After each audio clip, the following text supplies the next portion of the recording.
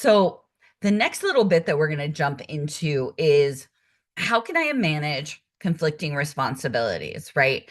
So this one comes up so much, right? If everything's important, then nothing's important, right?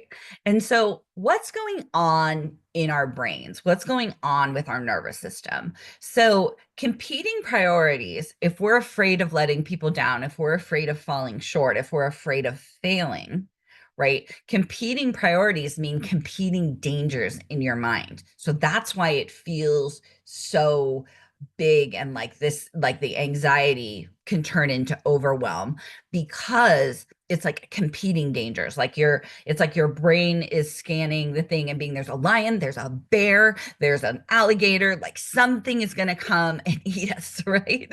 That's what your brain is thinking with these competing priorities. It's the same chemicals in your body, the adrenaline and cortisol that are going through your body that are going to create this. And so what happens when our nervous system is activated is that it's harder to decide because when our nervous system gets activated, it shuts down the prefrontal cortex, the part that can help us think and manage our emotions and come up with a plan. That part shuts down.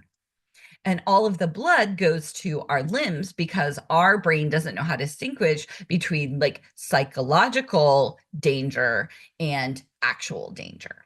So it thinks you're about to be eaten by one of those predators and that you're going to need to run. And so it can go into when we're overcommitted, it will trigger every single fight, flight, freeze, or fawn response. So in fight mode, we get irritated or defensive, right? We lash out or shut down, and we're trying to like get ourselves through with sheer willpower. Or we procrastinate to avoid dealing with conflict altogether. Or you feel paralyzed and unable to decide which responsibility to focus on. I see this one a lot. I definitely have that feeling. Or we go into fawn mode and we just default to people pleasing, putting everyone else's needs above our own, right?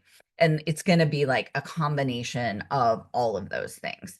So of course, we've already talked about it a little bit in the previous question, but as women, we are socialized to prioritize other people's needs ahead of our own.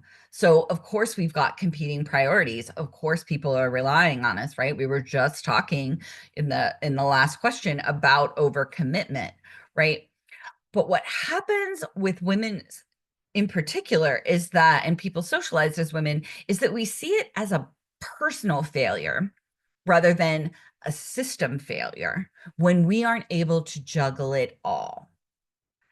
And we're trying to be good, right? Believing that everyone will approve of us, that we will get through this if we just try harder, that it's somehow something that we're doing. And if we could just show up differently, if we could be superhuman, if we could just push through, right? That somehow there's a way that we can solve a broken system, right?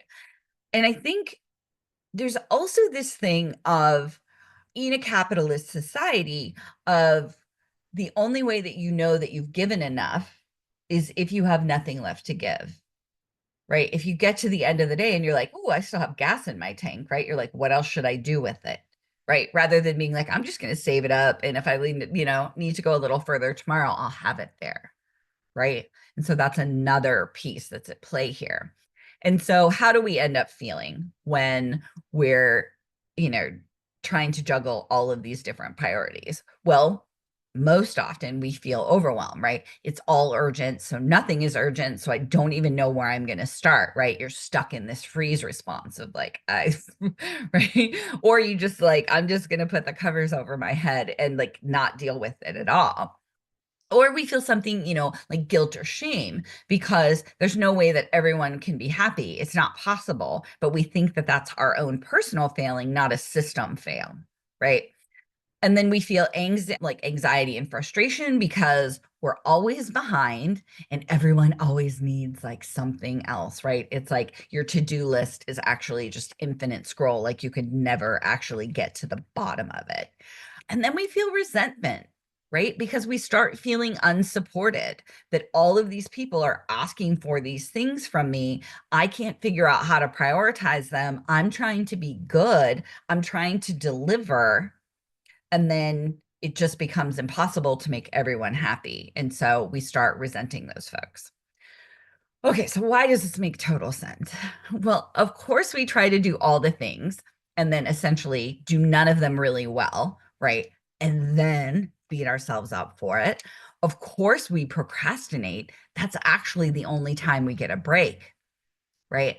Procrastination often is just, I need a minute, I need an hour to like scroll social media or watch Netflix or whatever it is. And here's how you know that it's a break and not procrastination. Because if you knew you had two more things, you could knock them out in like a half an hour, whatever, and then you'd get the rest of your evening free, you would just do them. But the problem is we label procrastination as something negative. We don't call it a break. We call it procrastination, and then we feel bad about it. So that's when I really like get very curious about what you're labeling as procrastination, because we shame ourselves for procrastination. And then, of course, we prioritize other people's needs. We don't get any validation cookies for self care. Of course, we prioritize their needs. That's where we get the thing of people telling us, thank you, and you did a good job, and I appreciate you, and you're doing it right. Right. And of course, we complain about having too much to do and then continue to take on more. Right. See the first question that we answered in this episode on overcommitting. These two are very tied together. So, what sort of outcomes can we expect? Well, we'll end up running on fumes because we're never refilling the tank, right? And, there's a little bit of, like I was just talking about, there's a little bit of gas left in the tank. We're going to try to see if we can run it down to zero, right? And that becomes the norm where we don't even remember what it feels like to start the day on a full tank.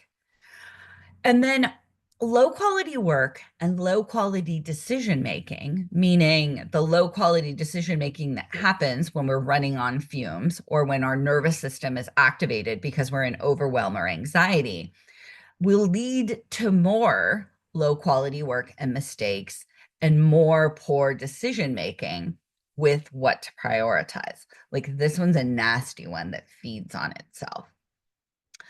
Or another thing that happens is we see damaged relationships where we lash out or shut down, right? And start having interpersonal conflicts, or we're just at war with ourselves, beating ourselves up. And we end up in a never ending cycle of overcommitment because each time you overextend yourself, your brain normalizes that as your new baseline. So like, oh, well, I was able to get it all done last time, so I can probably do it this time. Not really stopping to consider, is this a good idea? Right? What am I doing to prioritize me in my prioritization? Okay. So what do we do about it? So it's not a scheduling problem. In this case, it's a boundaries problem, right? So a lot of what we talked about in the first half of this is really being able to pause before we overcommit, but then also filling our tank, making sure that we're doing things to recharge so that we're able to execute, so we're not making mistakes and then wasting more time having to go back and do them, or we're not go back to fix them, or we're not making poor decisions where we prioritize the wrong thing, right? And so completing the stress cycle is really, really important, finding those things that recharge you. I always recommend the book on burnout by Amelia and Emily Nagoski. Highly recommend the audiobook. I love how they read it. They somehow can say patriarchy and ick as one word, like patriarchic. I don't know how they do it. It makes me laugh every time. So that's my highlight. And there's like very clever, amazing women. So the audiobook's awesome.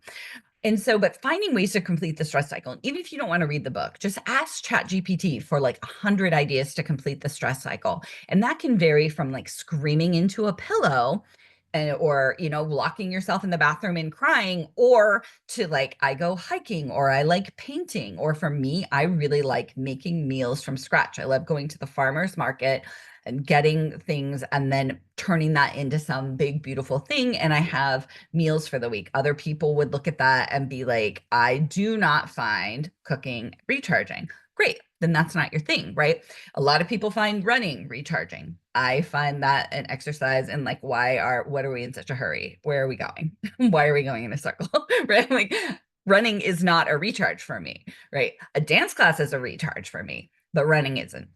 So you have to find your things that you feel better after doing. You feel restored and recharged in some way, and keep filling that tank, that becomes your number one priority.